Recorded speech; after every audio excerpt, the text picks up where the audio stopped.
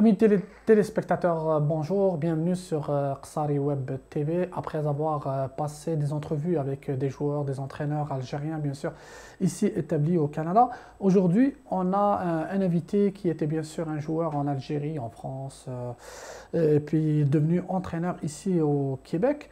Avec nous, Mohamed Lekhal. Mohamed Lekhal, bonjour et bienvenue parmi nous. Merci d'avoir accepté notre invitation. Alors moi, je vous remercie pour l'invitation et je dis bonjour à tous nos amis téléspectateurs, algériens ici au Canada et à l'extérieur, et maghrébins aussi, à l'intérieur du pays et à l'extérieur du pays. Donc, comme tout le monde, Mohamed, tu as commencé jeune en Algérie. Je sais que tu as commencé avec le MCA, mais on aimerait savoir comment ça s'est déroulé. Est-ce que c'était par prospection ou sinon c'est toi qui as été faire du speedement, comme on dit en Algérie? Comment Ouais. c'était le début? Bon, d'abord, moi, j'avais commencé avec l'école de football de la SPTT, qui Ouais. était, c'était des pupilles, 9-10 ans. J'habitais juste à côté de la Grande Poste et comme bon, j'étais pas très loin, il y avait quand même des communiqués à chaque fois qui cherchaient des joueurs. C'était un des clubs rares qui avait des jeunes. Alors on allait une fois par semaine s'entraîner à Haïdara. Et j'avais commencé l'académie de la SPTT et par la suite, bon, j'ai commencé dans la catégorie minime qui était 14-15 ans. Mhm. On avait été, la première année, on avait été champion de la Ligue La Ligue Centre, d'Alger, ouais, la Ligue, oui. la AG Ligue, Centre. voilà, G Centre, dont il y avait notre ami Zmété qui jouait à Zmété Monaco et Ferret, oui. Ouais. moi je jouais pour la SPTT. On a été champion, de la Ligue et on a été champion aussi à travers le pays parce qu'à la fin, on fait une genre de ronde nationale et on avait terminé, on avait joué la finale contre le Harash et on avait gagné la finale. Bon, on a été supervisé par Mustafa Haddan Mustafa Haddan, oui. et Hamid Bacha, qui étaient les futurs entraîneurs du Mouloudia d'Alger cadet. Alors, il y avait Haddan qui était en cadet, il y avait Mustafa Bacha, Mahmoud, Mahmoud Bacha, c'est ça, qui était l'entraîneur des juniors. Et on avait été repérés, on était 4 joueurs qui avaient été repérés à cette journée-là. Il y avait moi, il y avait Karraz Smaïn, qui a joué au Mouloudia aussi pour les seniors, où il avait participé à la Coupe d'Afrique. Et il y avait un gardien de but et un autre joueur qui est resté très peu avec nous et qui est parti à l'étranger par la suite. Alors, durant le disputement qui a été au stade du 5 juillet, on était deux du Mouloudia d'Alger qui avaient été, de la SPTT qui avaient été repérés et on était 3 à avoir été choisis dans toute la prospection. On était 500 joueurs. 500, ils ont pris 500, juste ils ont pris 3. 3 joueurs, ouais. Et tout le reste était déjà repéré par des entraîneurs, soit du CRB, soit du NET, soit... Il y avait quand même une bonne... Et il y avait aussi les joueurs qui étaient déjà des joueurs du Mouloudia, qui étaient déjà prêts là. Qui ont commencé, qui ont commencé très jeunes, oui. Parce que le Mouloudia d'Alger aussi, elle avait des catégories de l'académie, elle avait des 9 ans, 10 ans, 11 ans, et quand même, le Mouloudia avait préparé quand même de très bons jeunes pour avoir plus tard des joueurs en senior. Ça veut dire que quand tu as joué la finale, la SPTT contre l'USM Al-Harrach, c'est ça? Harracha. Mais Dan était là, puis il vous a choisi, il vous a dit, vous trois, Oui, venez au il nous a envoyé disputement du Mouloudia qui va y avoir au Oui, 5 juillet. exactement. Ils nous ont envoyé une convocation et nous avons reçu la Pour faire convocation. des essais, bien Pour sûr. les essais, oui. Et il y avait même quelques joueurs de l'USMA qui ont joué par la suite avec nous, contre nous. Ils ont été, ils n'ont pas été pris ou ils ont été libérés par la suite. Mais les 3 qui sont restés, c'était moi, Smaïn, il y avait un autre, Smaïn Karraz, qui a quand même fait une carrière, son frère aussi qui avait fait une carrière à l'USMH, Mohamed Karraz. Et bon, j'ai continué là-dedans jusqu'au junior 2e année. Et en junior 2e année, j'étais à Borj Mlaïn pour jouer en senior, dont j'ai joué à peu près 4 mois avec l'ancien Ramdani. Quand Borj Mlaïn était en première division? 2e division. 2e division, Oui, oui. j'ai joué en senior avec eux. Ouais. J'ai joué 4 mois et durant les 4 mois, On avait été, moi et Karraz, Méché Karraz, le même Karraz, l'autre Karraz. Son frère de l'USMH. Non, c'est un autre Karraz. Aussi, un troisième. Zoubir, c'est lui qui a fait une dépression récemment. Oui, c'est vrai. On était tous les deux à Borjumnaïn et le président de Borjumnaïn, de l'USMBA, qui était Belabès, bon, il est venu nous voir et il nous avait demandé de rejoindre l'équipe. Et j'ai été en deuxième année junior à Belabès, où j'ai joué en junior et en senior jusqu'à l'âge de 20 ans, 21 ans. Et la dernière année junior, j'ai quitté pour aller en France. Ça veut dire la photo, qu'on voit la photo de l'USM Belabès avec les drills et compagnie, bien sûr. Belkedroussi. Belkedroussi, exactement. Tu étais encore en junior, mais tu as joué en senior. Oui, absolument. Ouais. C'était quel match? C'était contre le Ned au 5 juillet? Non, c'était au 20 août. Nous avons perdu 2-0 dans Mohamed Khaddis, qui était l'entraîneur. Il y avait Faliz Miti, il y avait Merskan Chaban, il y avait toute la grande équipe du Nahd. Ouais. Ils nous ont battu 2-0. J'étais le seul junior dans l'effectif de l'USM Belabès. Et j'étais très enchanté. Et justement, Mohamed Khaddis, je le connaissais très bien déjà. C'était un ami de mon père et où je suis resté là, en contact avec. Il avait fait une intervention à un moment donné. Belkedroussi, il me demandait parce que Belkedroussi c'était une fin de carrière, il me demandait toujours d'avoir le ballon là, parce qu'il n'aimait pas bouger beaucoup, il était fin de carrière. Et là, il n'arrêtait pas de demander, à chaque fois il demandait. Et à la fin, on était dans le couloir de 20 août. Il a dit, laisse-le tranquille, c'est un jeune, il commence là, laisse-le tranquille. Parce que c'était son ami aussi, ils étaient en équipe nationale ensemble. Et comme il me connaissait aussi, moi je le connaissais très bien, Mohamed Rahmou, qui était un gars extraordinaire. Et c'était ma dernière année comme joueur en Algérie. Je rêvais toujours d'aller de l'autre côté de la Méditerranée. Et bon, j'avais réussi quand même à m'installer en France et jouer pour quelques équipes. Par la suite, en 85, j'ai rejoint une équipe ici au Québec pour jouer l'été. Et depuis 85, je suis resté. Pourquoi avoir choisi la France alors que tu étais en junior et tu as joué en senior? Tu t'es pas dit après, tu n'as pas regretté après d'avoir quitté l'Algérie? Peut-être tu t'es dit, ok, je suis en junior. Et peut-être j'aurais peut-être signé dans un grand club en Algérie en étant junior et jouer en senior. C'est peut-être l'opportunité pour jouer en senior dans un grand club. Mais tu sais, si on revient pratiquement 38 ans en arrière, c'est sûr qu'il y a un regret. À l'époque, tout ce que j'ai vécu au Mouloudia, j'avais quand même j'avais joué avec des Bouish Nassar, j'avais joué avec des Belksir, des joueurs quand même de gros calibre, Qadri et compagnie, l'Arosé. Quand je regarde de ce côté-là, je me dis, j'ai bien fait d'être parti. Mais quand je regarde de l'autre côté, probablement j'aurais pu aussi aller très loin. Mais je suis très satisfait de mon cheminement. Je suis très satisfait parce que j'ai occupé ma passion pleinement. Que ce soit en tant que joueur, que ce soit en tant qu'entraîneur. Oui, c'est vrai que peut-être j'aurais pu. Mais si je parle d'un certain Bengana, Farid Bengana, qui était un des meilleurs joueurs, Daoud, Qadri et compagnie, je les rencontre régulièrement, je les vois. Et je me dis, il y a des joueurs, il y a même des personnes qui sont avec moi sur Facebook et qui m'en parlent et qui me disent, Mohamed, je pense que tu as fait le bon choix. Oui, peut-être j'aurais pu faire une bonne carrière, mais j'aurais pu aussi être dans les tiroirs. Parce que je voyais au Mouloudia, qui était quand même un très grand club. Et, il y avait des grands joueurs aussi. À l'époque où j'étais là, il y avait les Zenir, Abdelouab, Benchir, il y avait des joueurs extraordinaires, des Majidou Dina, Azouz, Mishdel, Aïtmoum, Mahyouz. C'est un patrimoine. Le Mouloudia d'Alger, c'est un patrimoine, qu'on le veuille ou non. C'est un club. Moi, je me dis aujourd'hui, quand je rencontre certains joueurs, et j'en rencontre certains joueurs que j'ai quand même dans mon cœur, autant que supporter et autant que aussi ancien joueur, je me dis, ces gens-là, pour moi, c'était le rêve de mon enfance. Mais oui, c'était le rêve de mon enfance. J'allais au stade, je regardais. Écoutez, À 12 ans, j'allais au stade pour voir le Mouloudia d'Alger.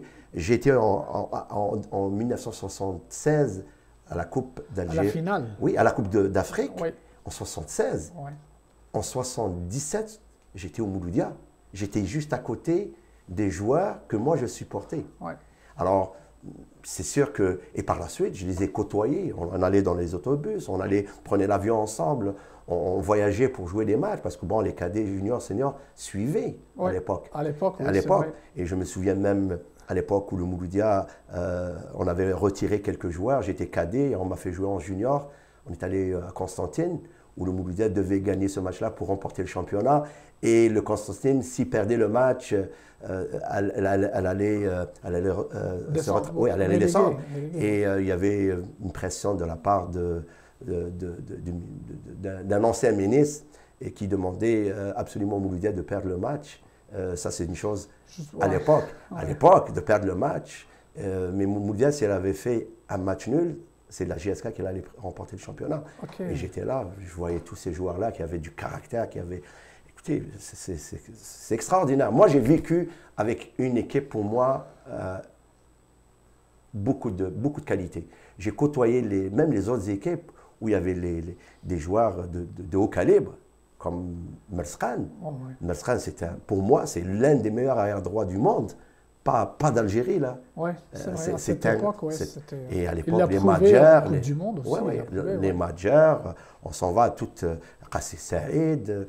Il y avait de tout en Algérie. Le football de l'époque, pour moi, c'était le plus beau football que moi, j'ai jamais vu. Et après, avant d'aller, on va parler un peu de joueurs en France. Tu as joué avec l'équipe nationale d'Algérie aussi? Oui, j'ai fait quelques apparitions en équipe cadette. À l'époque, c'était les moins de 16 ans. Et bon, c'était une année où on avait fait quelques matchs amicaux. Et par la suite, bon, je suis monté en junior. Et en junior, il y avait les bouées, c'était difficile de compétition avec ces... mais j'ai eu quand même l'expérience, cette expérience-là, où j'avais quand même des amis qui étaient là, en junior, qui étaient en équipe nationale cadette. Et en junior, c'était pas possible qu'ils soient là. Alors, oui, c'était quand même une belle expérience pour moi. Sinon, en France, après, tu as joué au niveau, à quel niveau juste? J'ai joué à Corbeil. À l'époque, Corbeil était en 2e division. J'avais joué avec l'équipe réserve, leur équipe réserve de Corbeil. L'année où j'étais là, ils sont tombés en 3e division. Alors, au début, j'ai joué en équipe réserve et j'ai joué quelques matchs avec eux en équipe première, qui était en 3e division.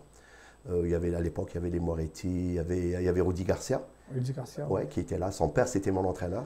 Okay. Alors, à l'époque, il y avait aussi 2 joueurs qui m'ont rejoint à cette équipe-là. Il y avait Baziz de l'USMA. Baziz, oui. Oui, voilà, Baziz. Oui, c'est un bon ami à moi, c'est un bon joueur. Il y avait aussi un ancien joueur de l'USMA, Chaboun, à l'époque de Guedioula et tout ça. Et Chaboun, il est en France en ce moment. Il était en France à l'époque quand je suis arrivé et il est toujours en France. après la France, bien sûr, est-ce que tu as eu des contacts ici ou tu as fait... Oui, il y avait à l'époque, en 84,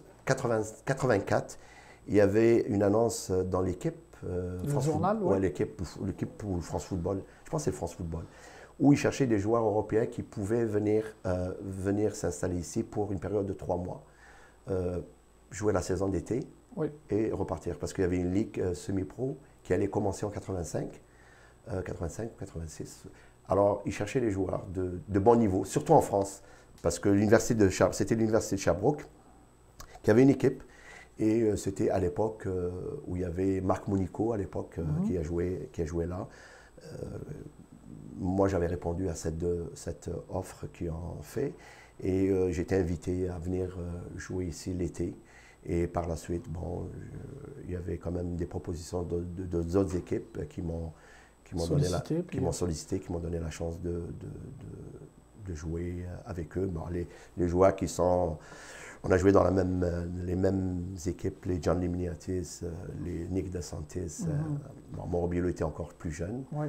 Mais c'était dans la ligue, cette ligue-là. Il y a Patrick Diot. Mais elle n'existe plus maintenant, cette ligue. Ben, Non, il y a une ligue maintenant qui existe semi-pro, mais ouais, c'est pas la même. non, c'était la Ligue nationale du soccer du Québec qui avait duré, je pense, 5 ans ou 6 ans, peut-être même 7 ans au maximum, qui regroupait la plupart des meilleurs joueurs ici au Québec. Alors, Après, la carrière de joueur, bien sûr, Mohamed il a continué dans le football, dans le soccer ici, bien sûr, mais en tant qu'entraîneur. Mais si on voit le CV de Mohamed, on voit qu'il a plein de diplômes. Tous les diplômes qui existent dans le monde, vous les avez.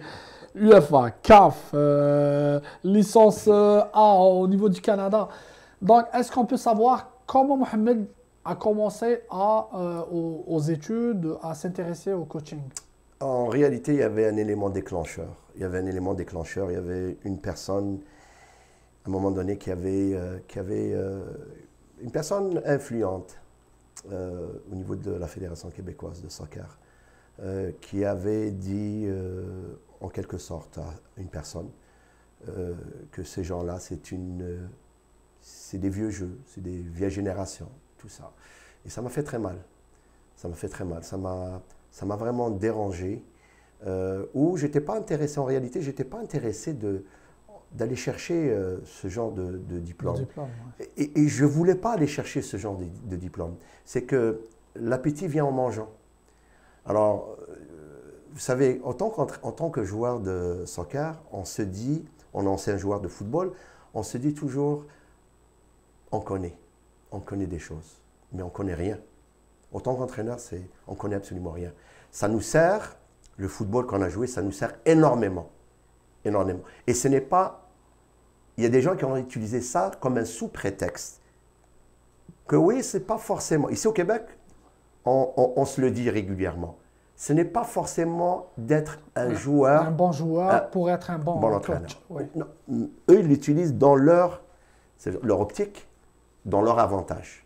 Mais moi, je me suis dit à l'époque, bon, c'est vrai que je ne connaissais rien, en apprenant avec des stages et des gens avec de l'expérience, même en écoutant les jeunes, parce qu'en réalité, on apprend même avec nos jeunes. Hein. Ce n'est pas parce qu'un jeune qui est là qu'on apprend. J'ai appris beaucoup de choses avec eux, que ce soit dans le tas, ou que ce soit dans les livres, que ce soit dans n'importe quelle façon, mais on apprend.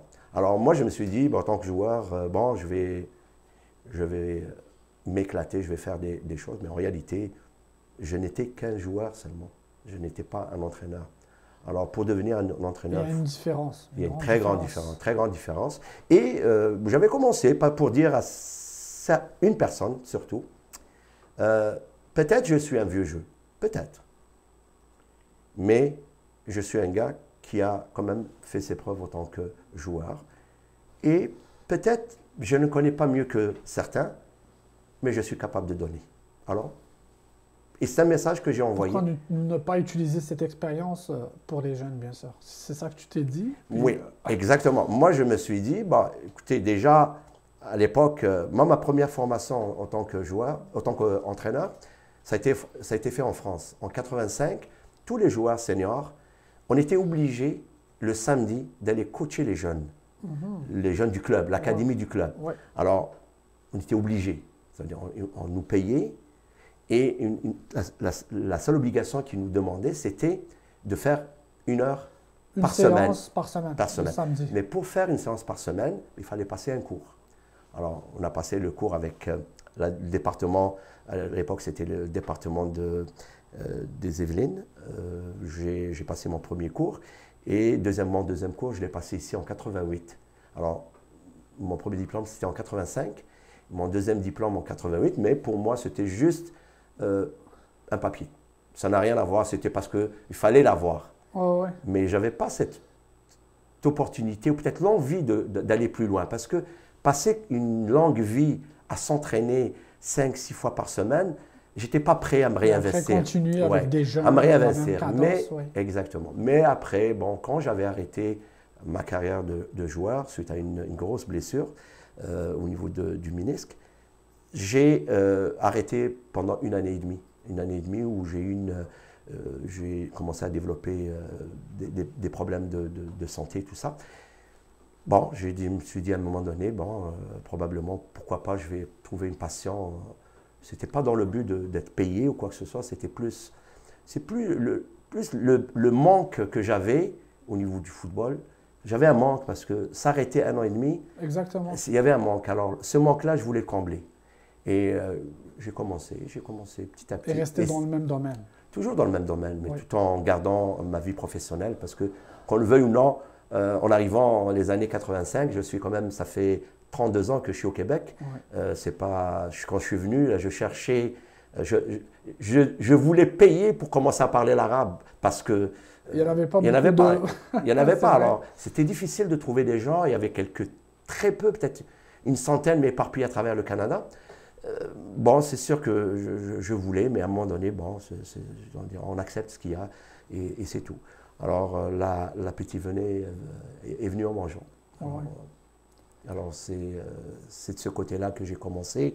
Et par la suite, bon, alors le vrai football a commencé dans les années 96, 97, 98. C'est là où j'ai commencé à voir un peu est-ce qu'il y a possibilité d'aller le plus loin possible. Le plus loin, c'est un défi personnel. Au début, c'était une situation.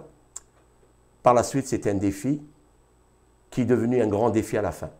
Parce que ce grand défi qui est arrivé à la fin, c'est qu'on on a trouvé toutes les procédés possibles ici pour arrêter la communauté à progresser. Tous les procédés possibles, on les a mis sur la table pour arrêter la communauté d'avancer. Alors, Mais toi, c'est sûr que ton objectif, c'était quoi? Je vais continuer à avoir des diplômes pour aller le plus loin possible, mais c'est quoi l'objectif? Juste pour avoir tous ces diplômes, l'objectif, j'imagine, c'était pour coacher une grande équipe ici, ou pour aller le plus loin possible, ou pour occuper un poste ouais. important? Il y a différentes étapes dans ma vie où les objectifs ont changé. Alors, il y avait des étapes dans ma vie où le savoir était très, très important. Il est toujours important. Il est toujours très important.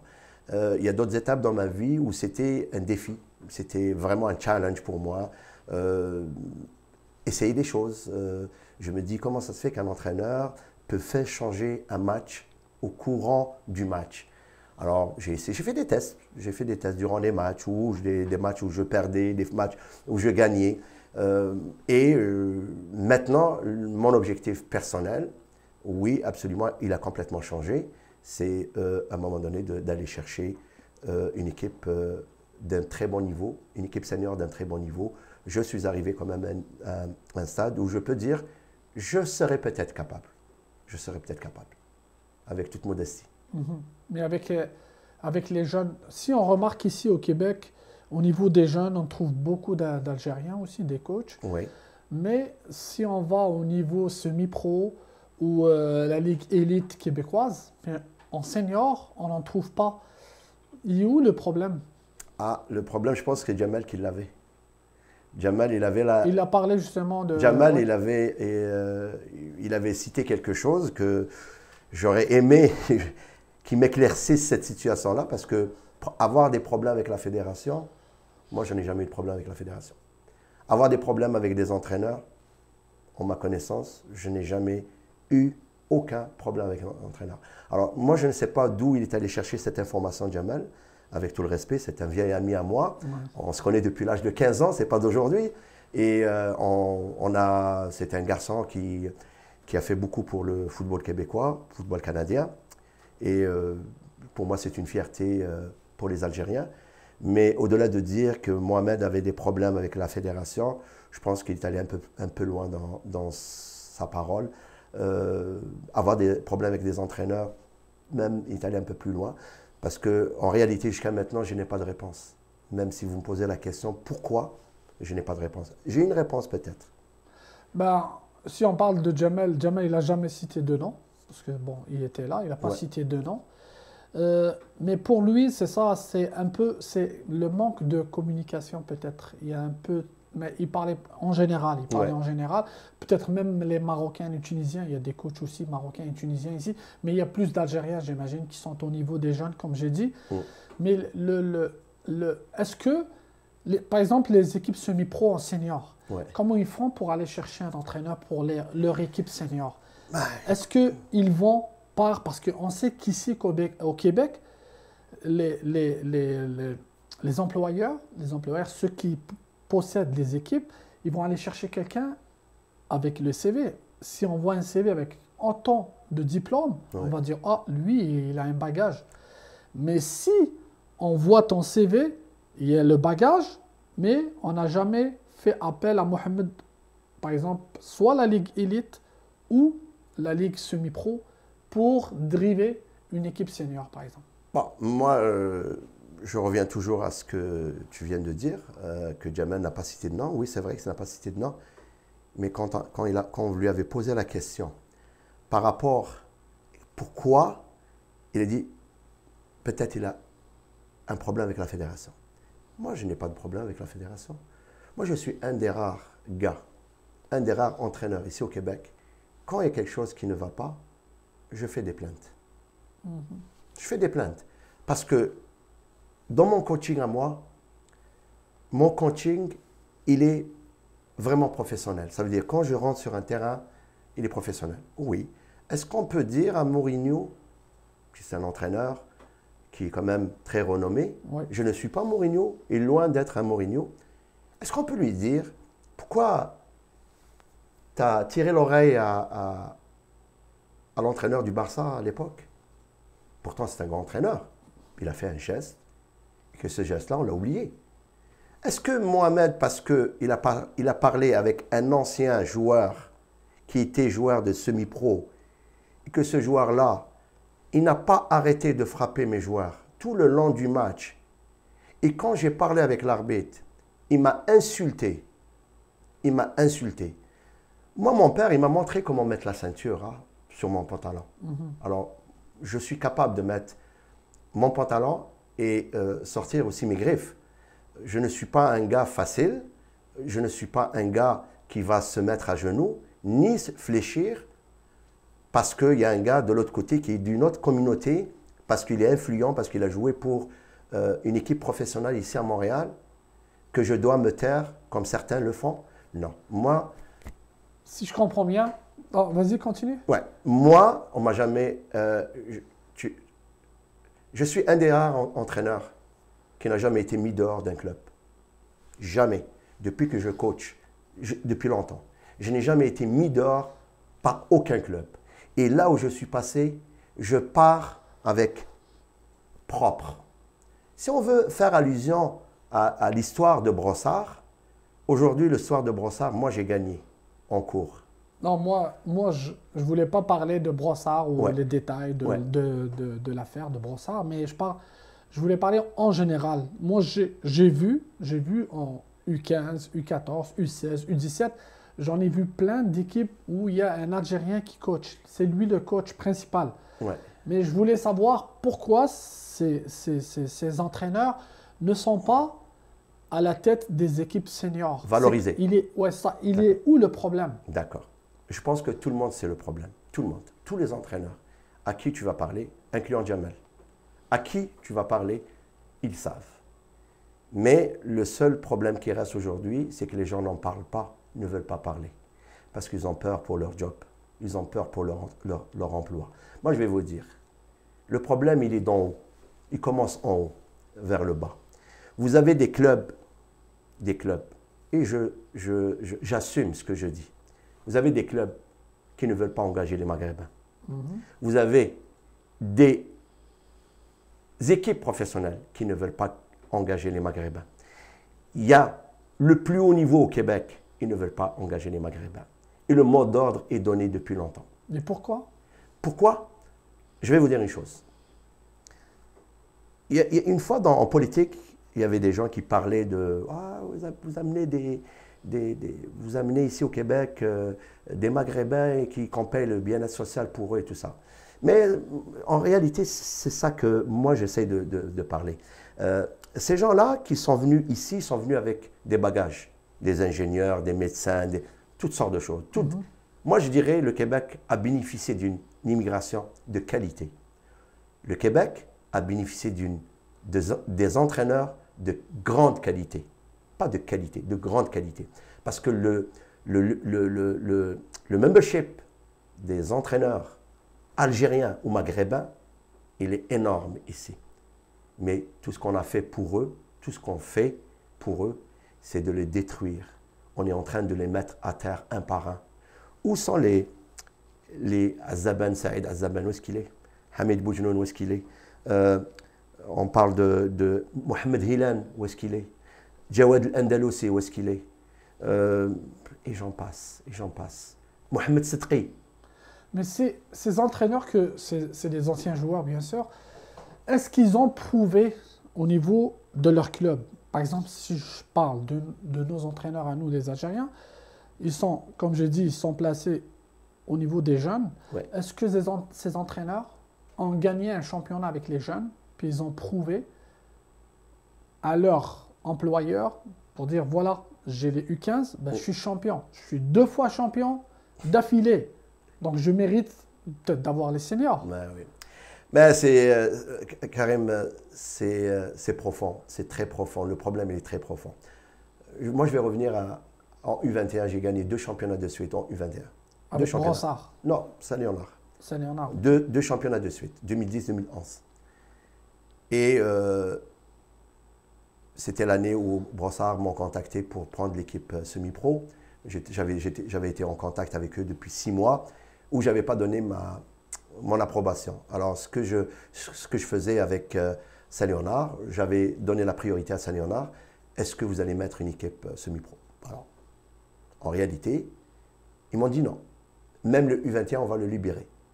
Ça veut dire, l'équipe que j'avais il restait encore une année, ils allaient la libérer.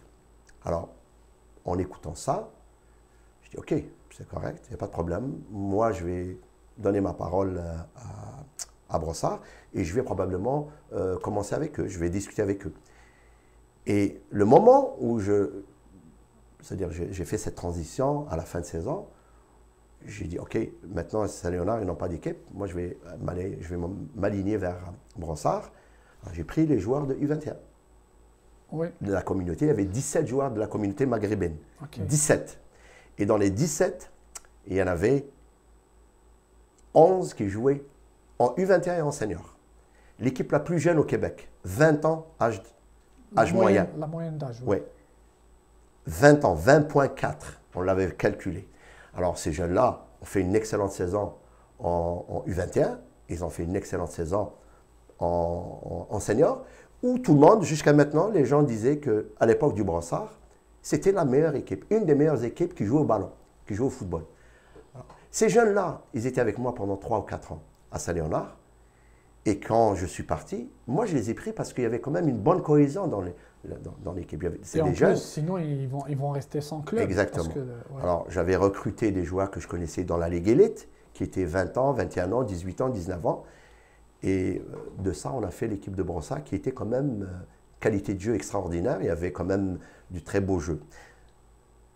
Quelques mois avant de commencer l'hiver, j'ai entendu l'annonce de Saint-Léonard, une équipe semi-pro. Ils savaient.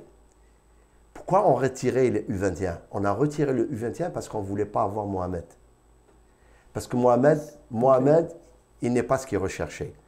Ils ont pris Andrea des Pierre Antonio, maintenant qui est à San Francisco. Un gars très intéressant. Je n'ai rien à dire, mais il y avait quelqu'un qui était là. Le gars, il n'était pas dans le club. Il était à côté du club. Mais bon, j'ai compris le message. C'est pas grave, c'est eux qui ont le droit de choisir. Exactement. D'accord. Alors, ils ont choisi. Dans ma carrière, moi, je n'ai jamais postulé. Je n'ai pas postulé. J'ai postulé à quelques reprises pour faire des tests. Et les raisons pourquoi je n'ai pas postulé, parce qu'à chaque année, j'avais quand même des clubs qui me sollicitaient. À l'époque, j'avais 2-3 clubs qui étaient proches de moi pour l'équipe semi-pro. Il y avait Boisbriand, mais j'avais choisi quand même Brossard, qui me faisait confiance, où j'étais entraîneur pendant des années chez eux. Ils me faisaient confiance et j'ai commencé avec eux. Et en réalité, le problème, ce n'est pas parce qu'il n'a pas de compétences. On parle de Mohamed peut-être. Mohamed, il a peut-être quelques diplômes de plus que les autres. Pourquoi on n'a pas des bons entraîneurs? On a de très bons entraîneurs algériens, marocains, tunisiens, de très bons techniciens. Ces gens-là, ils ne pratiquent même plus aujourd'hui. Pourquoi? Parce qu'ils ont été dégoûtés. Ils ont été écœurés, comme on dit. Donc ici. ils ont prouvé, puis ils n'ont pas été... Combien de championnats j'ai pris, moi, dans ma carrière, comme entraîneur? Est-ce que c'est ça qui m'intéressait? Est-ce que c'est les championnats? Non, moi, je suis un gars qui aime ça travailler avec un groupe et qui amène ce groupe-là au plus haut niveau. J'ai des joueurs qui sont allés universitaires, ils ont joué universitaire. Il y a des joueurs qui ont essayé en Europe. Il y a des joueurs. J'ai un de joueurs qui, aujourd'hui, il est dans une équipe professionnelle. Je ne veux pas citer de nom, je ne veux pas faire publicité pour personne, mais il joue dans une équipe professionnelle. Alors, personnellement, j'ai approuvé à qui? À qui? À quelqu'un peut-être qui ne veut même pas entendre ça. Alors moi, en réalité, j'ai postulé à quelques clubs pour tester. C'était il y a 2 années de suite, j'avais parlé avec un consultant, un avocat, où j'avais cité ce genre de problème qui commençait à prendre de l'ampleur, et il m'avait dit, fais des tests, un jour, peut-être ça va servir. Postuler au niveau de semi-pro? J'ai postulé dans le semi-pro, j'ai postulé Élite? l'équipe professionnelle, Ok. l'académie et le plus haut niveau au Québec. Je ne veux pas citer aucune organisation. Ouais. On a fait tous ces tests-là et ils sont en banque. On va les sortir un jour. Parce que je pense qu'aujourd'hui, il ne faut pas parler, il faut agir. Parce qu'aujourd'hui, je pense qu'on s'en va vers une catastrophe et cette catastrophe-là, elle pourrait faire reculer le football. Mais pourquoi, en étant comme ça, en écoutant qu'est-ce que tu dis, j'imagine toi, tu es juste un exemple. Il y en a beaucoup d'autres que peut-être ils sont comme toi, ils ont prouvé, mais ils n'ont pas été choisis pour continuer au plus haut niveau. Pourquoi n'avoir pas pensé à monter une association des entraîneurs pour peut-être avoir une équipe qui va représenter, qui va parler au nom de cette association pour dire, voilà, pour... Justement, il y avait quelqu'un qui avait pensé à l'époque, c'était Othman Ibrir, qu'il avait mis en place une association où beaucoup de monde ont fui, où ils étaient en cachette. Maintenant, on va la remettre en place. Il va y avoir bientôt une association où elle va aller il y a un avocat qui va travailler avec eux en profondeur. Parce que je pense que le problème maintenant, il est plus grave jusqu'au point où il y a des gens qui parlent dans des associations, ils parlent mal. Moi, j'ai un père et ça, je ne suis pas en train de dire n'importe quoi. Je maintiens ce que je dis et je ne suis pas gêné. Il y a un membre, et je le dis aujourd'hui, je viens pour le dire, je viens spécialement pour dire ce genre de choses. Et j'assume, et je suis prêt à aller le plus loin possible, parce que je suis habitué avec ce genre de choses. Il y avait un président qui a reçu un appel de quelqu'un, une personne influente au Québec. Cette personne-là, elle est toujours complimentée par nos Algériens ou nos Marocains. Nos confrères, ouais. On parle de la personne, Il a pris le téléphone. Il a dit, comment ça se fait que vous avez dans votre club que des Arabes? Comment ça se fait? Il y a des entraîneurs arabes. Comment ça se fait que vous avez que des entraîneurs arabes? Parce qu'il y a des gens qui se plaignent pour ça. Il y a une personne qui s'est plaint. Et cette personne-là, elle a été écoutée par une personne. Et cette personne-là, elle a appelé. Et j'ai des preuves. La personne peut en témoigner un jour. Une personne influente, comme ça devant tout le monde, une organisation où on dit on recrute pas telle communauté, mais c'est devenu grave. Ouais. C'est devenu grave. Et c'est la réalité là. Ouais. Il y a des gens qui ne disent rien. Personne n'en parle. Nous avons de la qualité. Nous avons des entraîneurs très intéressants ici au Québec. Nous avons des joueurs de talent, un talent extraordinaire que je n'ai pas vu même pas en Europe. mais ils sont laissés à eux-mêmes. Qu'est-ce qu'on fait pour ces jeunes-là? Justement, la prochaine question, c'est concernant les joueurs. On a vu plein de joueurs algériens. On a organisé un match l'année passée où on avait la sélection algérienne du Québec jouer contre une équipe de semi-pro ici au Québec. Mais on a vu que cette équipe, il y avait vraiment des bons joueurs. Qu'est-ce qu'on devrait faire pour garder ces joueurs ou peut-être, je ne sais pas, est-ce qu'il y a un projet pour suivre ces joueurs ou non parce que je sais qu'il y a d'autres qui arrivent aussi. Hein. Karim, moi je vais te dire une chose. Moi je suis extrêmement fatigué, dans le sens fatigué de me battre seul. Parce que je me bats seul. Et quand tu te bats seul, à un moment donné, c'est toi qui parais mal. Moi je ne suis pas gêné parce que je gagne ma vie autrement qu'avec le football. Et j'espère que certaines personnes se lèveront demain et vont dire, mais écoutez, on a une communauté, on doit l'aider. Dites-moi, donnez-moi un nom d'entraîneur ou de joueur qui a pensé l'un pour l'autre. Il y a des joueurs aujourd'hui qu'on sollicite pour les amener dans un club où il y a des entraîneurs intéressants. Moi, je l'ai fait là, je l'ai fait.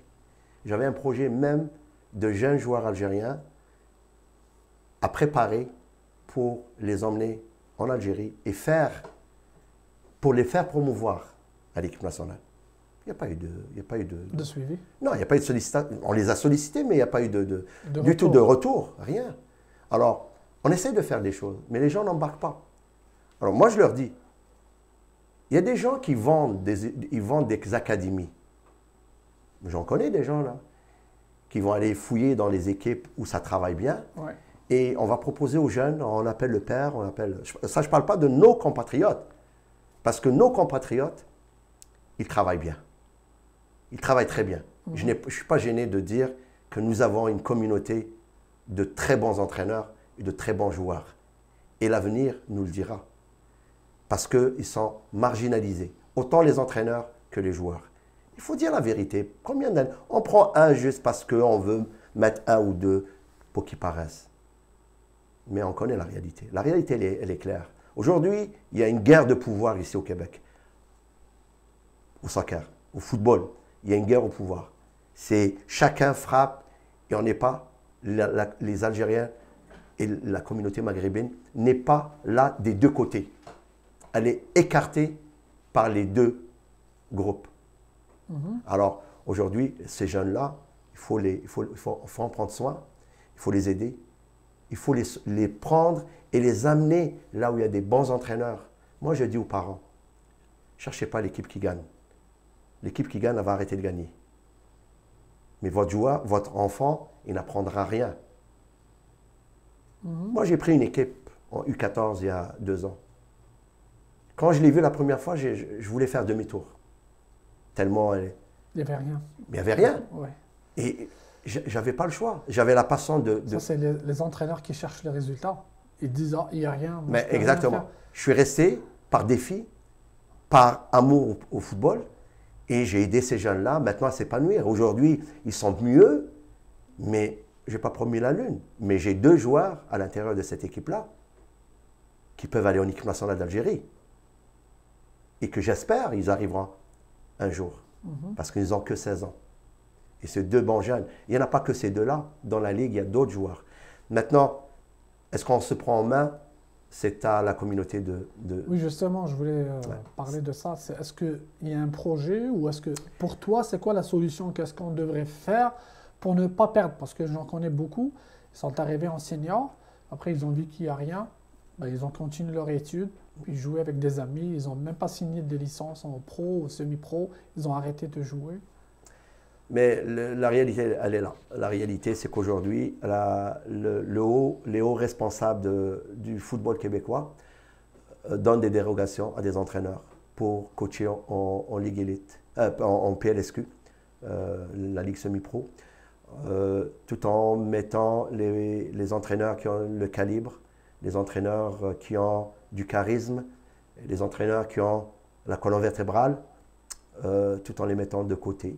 Parce que c'est des gens, c'est des grandes gueules. Est-ce qu'on veut faire une ligue qui va compétitionner ou est-ce qu'on veut faire Une équipe? juste, on veut faire une vitrine au Québec. C'est pas avec ça on va avancer. Mon collègue Jamal, la semaine dernière, il parlait justement de ça, que je partage beaucoup ce qu'il disait. Oui, les jeunes doivent être patients, mais il y a une patience aussi qui doit s'arrêter quelque part. Ils doivent être patients, ils doivent avoir le mental. Nos jeunes aujourd'hui n'ont pas le mental, ils n'ont pas cette persévérance. Ils ont peur de l'échec, ils ont peur de peut-être l'aventure. Mais peut-être parce qu'ils ne sont pas conseillés aussi? Non, ils sont conseillés. Quand même, il y a certains qui sont conseillés. Moi, je l'ai fait plusieurs fois. Je suis sûr, certains, Jamal, il l'a fait, d'autres, ils l'ont fait. Mais ce n'est pas souvent le problème, il n'est pas maîtrisable parce qu'on n'a pas la solution pour les parents. C'est les parents, c'est leurs enfants, ce n'est pas à nous. Nous, on peut donner un conseil, on peut les orienter, mais on ne peut pas faire autrement. Comme certains l'ont déjà dit avant moi, il y a des parents à 12 ans, ils voient son fils faire un dribble, deux dribbles, et c'est fini, c'est Maradona. Non, ouais. C'est faux.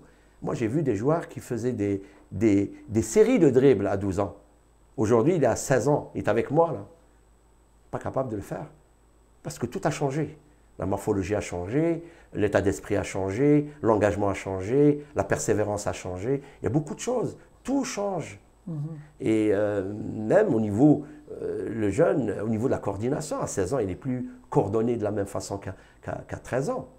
Alors, il y a beaucoup de choses. Et je pense que trouver une solution ensemble, techniciens, entraîneurs, parents, je pense que c'est la meilleure solution. Mais est-ce que, par exemple, si les entraîneurs algériens, quelques-uns bien sûr, pourquoi pas monter une équipe algérienne ici, une association algérienne, et l'engager au niveau de l'élite ou en semi-pro, et c'est sûr, mettre tous les meilleurs Algériens, les meilleurs joueurs, comme ça, il va y avoir, tout le monde va être concentré au niveau de cette équipe, Ouais. même si on a des joueurs, 3 ou 4 joueurs qui dépassent bien sûr ce qu'on attend d'eux. On peut les envoyer soit en Europe, Ouais. on peut aussi être la pépinière de l'équipe nationale algérienne, pourquoi pas. Mais moi, je peux vous dire tout de suite, ça ne marchera pas. Ça ne marchera pas. Déjà, dans le passé, il y avait des associations qui ont essayé de faire ça. Il y a une clause à l'intérieur du règlement de La Ligue de l'association québécoise. l'association ou l'organisation. Moi, j'aime mieux dire l'organisation, une organisation de haute instance qui s'occupe de ça. Il y a une clause qui dit qu'une communauté ne peut pas ouvrir une association, un club, spécialement pour... Et je trouve ça logique. Je trouve ça correct. Pour ne pas... Parce que oui, si parce on que ça donne devient dans la l'autorisation- discrimination Exactement. inversée. Ouais. Alors, on peut pas dire... Et moi, je suis tout à fait d'accord pour ça. Mais, de l'autre côté, on bloque certaines choses. Bon, comme moi, je peux vous dire, il y a quand même certaines organisations, certaines académies qui ont essayé d'avoir le jour dans la communauté maghrébine, et on leur a barré le chemin. Et de l'autre côté, on voit des conflits d'intérêts à l'intérieur de cette organisation de haute instance. Des gens qui travaillent là et qui sont impliqués dans une académie, c'est 2 poids, 2 mesures. Et on les connaît. Et le grand problème aujourd'hui, ce genre d'académie à droite et à gauche qui sont en train de maintenant nous aimer nos jeunes, aimer la poche de nos jeunes. Il n'aime pas le jeune, il aime la poche de son père ou de sa mère ou de son portefeuille. Ils sont en train de les solliciter parce que on a cette qualité, on a le don chez le Maghrébin. Une fois, il y avait un gars qui est venu de France et qui a dit, écoutez, ici en plein colloque, il a dit, j'ai vu quelque chose que j'ai jamais vu ailleurs. J'ai été en Algérie, j'ai vu quelque chose que j'ai jamais vu ailleurs. Bon, on lui a demandé pourquoi, c'est quoi? Le talent de l'Algérien, il est différent. La patte. La patte. Elle est... Alors, toute une fierté. Non seulement c'est une fierté, mais on a ce don-là, où on a cette... Parce que les Maghrébins, on regarde les Marocains, les Tunisiens, c'est à peu près la même chose. Alors, aujourd'hui, si on prend ces jeunes-là, On voit où ils arrivent. Maintenant, moi j'ai une équipe, je coach une équipe.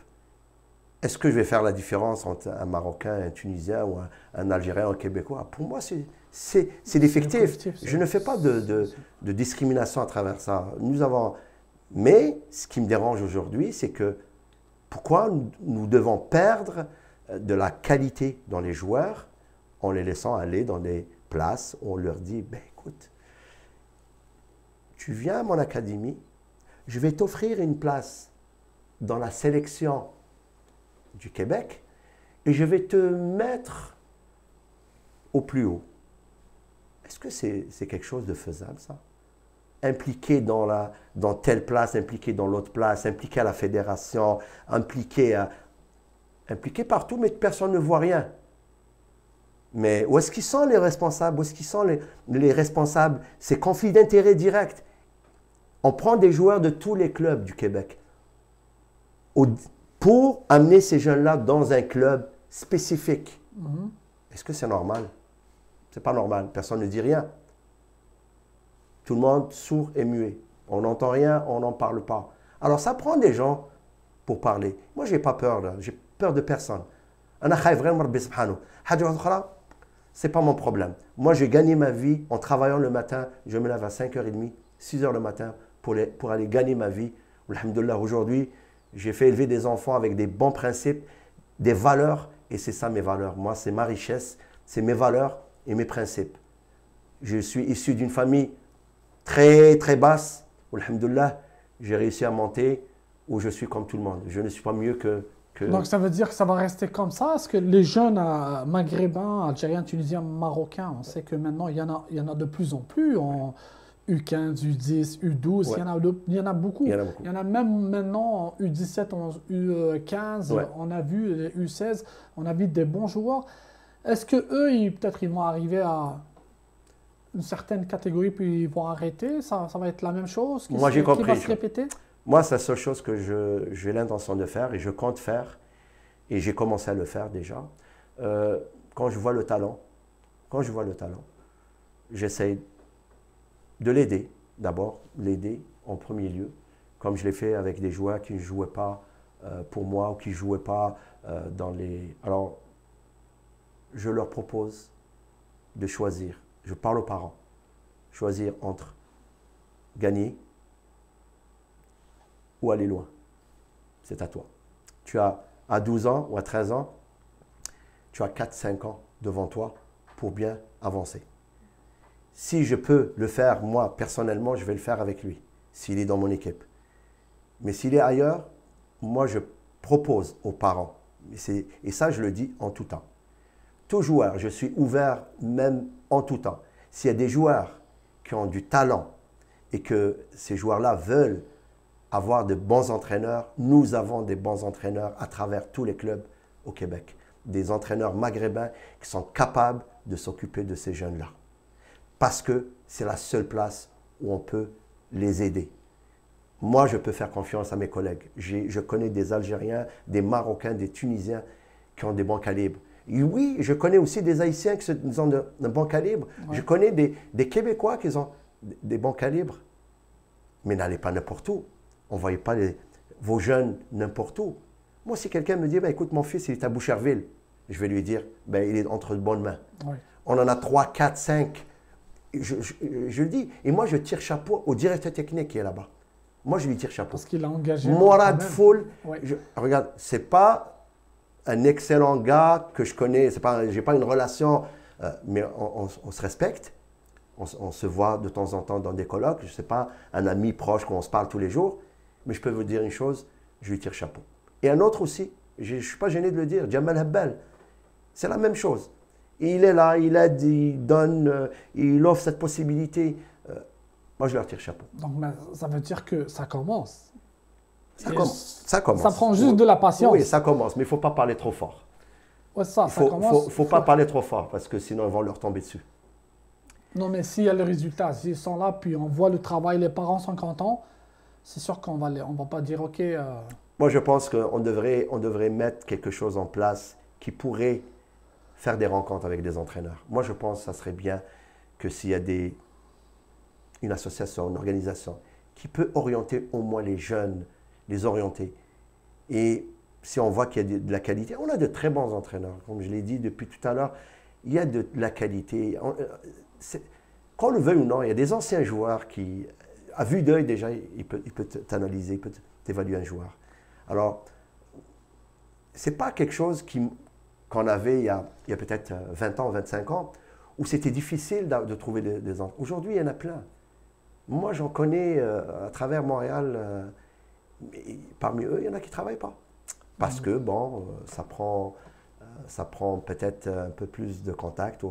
Justement, je parlais de Khaled Lounissi, que j'ai sollicité, mais malheureusement, il ne pouvait pas venir aujourd'hui. Mais c'est sûr que ça va être une autre fois. Une bonne occasion. Exactement, Khaled, c'est quelqu'un de connu aussi, où il a fait les catégories en Algérie, il a joué en sélection nationale. Et là, il est coach en ce moment. Lui, il pourra peut-être nous donner aussi son avis sur ce qui se passe ici. Sa façon de voir les choses. Exactement. Oui.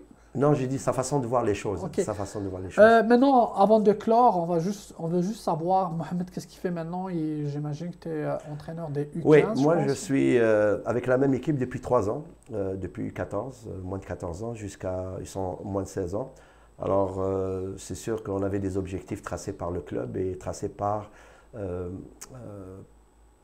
moi-même aussi. Il y a des objectifs individuels, il y a des objectifs collectifs, il y a des objectifs du club. Et moi, je pense qu'on a quand même réglé à peu près 70% de nos objectifs. Il reste encore du travail à faire. Moi, mon but, ce n'était pas de gagner. Et, loin de là, c'était d'abord apprendre sur le terrain, apprendre comment travailler sur un terrain, apprendre certaines choses tactiquement, techniquement. Bon, on a très peu travaillé parce que c'est très difficile de voir ce genre de situation sur le terrain quand on a 3-4 entraînements par semaine. Pour certains, c'est beaucoup.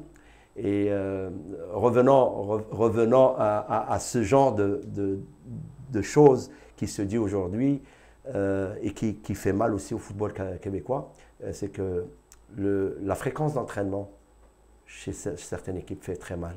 Parce que les fréquences sont très minimes, très peu. Et moi, je dis chez les jeunes, on peut dire c'est correct. Ceux qui sont sport-études, c'est très bien. C'est tous les jours. Moi, je dirais le sport-études, c'est la voie pour l'avenir. C'est la meilleure façon. La voie, c'est la meilleure voie à prendre si on veut progresser. Le sport-études. Moi, je dis aux parents, ceux qui écoutent mon message. Qui ont les moyens. Ceux qui ont les moyens, ce n'est pas très cher. Ça ne coûte pas très cher. Je pense que ça coûte dans les environs de $1800 par année. C'est déductible d'impôt. Moi, je dirais que c'est la meilleure voie. La deuxième voie, c'est de trouver l'entraîneur et non l'équipe. Trouvons l'entraîneur. Moi, je dis toujours aux gens, vous voulez changer, allez voir, demandez après les entraîneurs. Quel entraîneur il est là? Qu'est-ce qu'il a fait? Est-ce que c'est un... Alors moi, il y a certains, justement, je reviens juste là-dessus un petit peu. Il y a des entraîneurs qui me disent « Ouais, mais c'est trop dur avec les jeunes, c'est trop dur. » Moi, je ne dirais pas que je suis dur, parce que dans ma carrière, je n'ai jamais perdu de joueur. Je ne suis pas dur. Et mes entraînements, j'avais entendu qu'il y avait des équipes qui s'entraînaient 7-8. Moi, en Ligue semi-pro, j'avais 42 à 43 joueurs par entraînement, entre le U21 et le senior. Chaque séance. Et j'étais dur. J'étais pas dur, j'étais exigeant. Rigoureux. Très rigueur. Rigueur et exigence. Oui. Aujourd'hui, je le suis avec les moins de 16 ans. Et j'ai un partenaire qui travaille avec moi depuis très longtemps et on a essayé toutes les méthodes possibles. Toutes les méthodes. La meilleure méthode qui a bien fonctionné, c'est cette rigueur-là, c'est cette exigence qui a fait avancer les jeunes et qui sont devenus disciplinés tactiquement, disciplinés dans leur cette présence aux entraînements. Moi, je trouve qu'il ne faut pas avoir peur d'être exigeant. Je pense que c'est la recette et on est passé par là. Et moi, je me souviens quand j'étais jeune, j'avais des entraîneurs qui étaient très rigides. Ramdani, je ne sais pas si tu connais Ramdani. Ouais. Ramdani, l'ancien entraîneur de Harrach. Ouais. Il n'était pas facile, mais je peux dire que j'ai appris beaucoup de choses avec lui. Donc la rigueur, c'est... absolument. C'est la clé de la réussite. Avant de clore, dernière question. Mohamed, c'est quoi tes objectifs? Mes objectifs, Ici ou peut-être ailleurs? réellement, Mohamed, il est prêt à la retraite. Il est pratiquement, je suis pratiquement prêt à Prêt à la partir. retraite après avoir tous ces diplômes? Non, prêt à la retraite, pas dans le football. Ça veut dire où je suis en train de préparer peut-être mon départ Mon départ d'ici. d'ici. Ouais. Alors, Inch'Allah, bien sûr, Inch'Allah. pourquoi pas. Si c'est quelque chose de mieux, Si, ben, si Dieu le veut, j'attends que mes enfants puissent prendre. Inch'Allah. C'est pas pour demain, Inch'Allah. mais réellement, j'ai beaucoup gagné au Québec, mais j'ai été profondément déçu du Québec. Mhm. Je pars avec un goût très amer dans le football, et ça, je ne le cache pas. Aujourd'hui, les gens qui sont en train de chapeauter le football ici au Québec ou au Canada, je ne sais pas si tout le monde les voit de la même façon que moi, ou est-ce que les gens sont aveugles, ou est-ce qu'ils sont sourds, mais je pense que l'avenir n'est pas rose si on ne frappe pas fort. Si on ne frappe pas fort, si on ne va pas avec les moyens vraiment qui vont faire tomber des têtes. Parce qu'aujourd'hui, on est en train d'utiliser moi je dirais ce monopole pour écarter une communauté. Et j'aimerais rajouter quelque chose à une communauté qui est vraiment très touchée au niveau des entraîneurs. Moi, je vous pose une question par rapport à quelque chose qui m'a vraiment frappé et qui continue à me frapper. Est-ce que tu sais combien de licenciés a ici au Québec? Algériens et maghrébins. Combien nous sommes? Combien de licence entraîneur-joueur? Non, combien de licenciés a ici autant que maghrébins? Les maghrébins? Il y en a 16 ici au Québec. Il y en a 16 ou 17 au Québec. Ok. Chez les maghrébins, il y en a 5 ou 6. Mhm. Bon. Il y a Othman, il y a Majid, il y a Mustafa Saher, il y a moi, il y a Mohamed Erbah. On est 5. Je vous pose une question et je pose la question à qui, comment ça se fait que dans les 5, je ne veux même pas, ça ne m'intéresse même pas. Comment ça se fait qu'il n'y a aucun de ces gens-là n'évalue au niveau de l'évaluation des entraîneurs à la fédération? Aucun de 5 licenciés, 5 licences A. Maghrébin, il n'y en a pas un qui évalue, même pas un DEP. Mais ça dépend, ça prend combien? Ça prend combien de... Non, qui évalue pas, c'est-à-dire qui directeur de cours. Il siège avec... Directeur de cours Ok. au niveau des DEP, tout ça. Des directeurs de cours au niveau du DEP. On a des personnes qui ont commencé hier, ici au Québec. Moi, je connais des gars qui ont été joueurs pour moi. Qu'aujourd'hui, parce qu'ils sont d'autres ethnies, ils sont des évaluateurs. Et comment ça se fait que parmi les 5 plus hauts niveaux, il n'y en a pas un qui est capable de faire la job? C'est une question et que j'aimerais peut-être un jour, j'aurai une réponse. On aura peut-être un invité un mais jour ou qui va répondre peut-être? Peut-être, mais tout ce que je souhaite, moi c'est tout ce que je souhaite. Je souhaite qu'un jour, peut-être, les gens vont se réveiller, ils vont dire, mais arrêtons de commencer à juger les gens par leur ethnie et de les laisser travailler par leurs compétences. Parce que sur le terrain, c'est les compétences. On n'a pas besoin de voir le nom de la personne qui est sur le terrain. Alors j'espère que certaines personnes comprendront un jour. Inch'Allah, merci Mohamed. On aura l'occasion d'avoir bien sûr d'autres entraîneurs, dont Khaled Lounissi, avec qui j'ai parlé, qui vit aussi, qui est coach aussi. On aura l'occasion aussi d'avoir des arbitres. On sait bien qu'il y a Uqba Ben Bekka, qui était un arbitre en Algérie de première division et deuxième, qui est là, puis qui a prouvé, puis qui est, je dirais, parmi les meilleurs, mais toi tu m'as dit Moi, je dis c'est le meilleur. Moi, je n'ai pas à dire, c'est le meilleur. Par l'occasion, on lui passe le bonjour, bien sûr. Monsieur Orba et Monsieur Meddan Mohamed aussi, qui est quand même un arbitre chevronné en Algérie et qui a fait ses preuves. Et je pense que des personnes comme ça, ils peuvent encore en donner beaucoup autant pour les entraîneurs, parce que nous aussi, on a besoin d'être encadré par les arbitres, parce que on doit connaître les lois. Oui, parce que moi je me souviens, une fois j'avais joué la finale de la Coupe d'Algérie cadette, et en cadet, et la veille du match, on avait eu Medjiba, l'arbitre Medjiba, qui était l'ami de Mustafa Haddan, et qui est venu, qui nous a parlé des règlements qu'on ne connaissait pas. On était joueurs, mais on ne connaissait pas. Alors M. Orba ou M. Meddan, il peut toujours nous donner... J'aurai l'occasion de les inviter. Inch'Allah, moi, ce que j'aimerais, c'est que les inviter les deux, parce que c'est deux périodes différentes de génération, exactement. On va parler avec eux, bien sûr. Merci Mohamed d'avoir accepté l'invitation. Inch'Allah, ce n'est pas la première fois.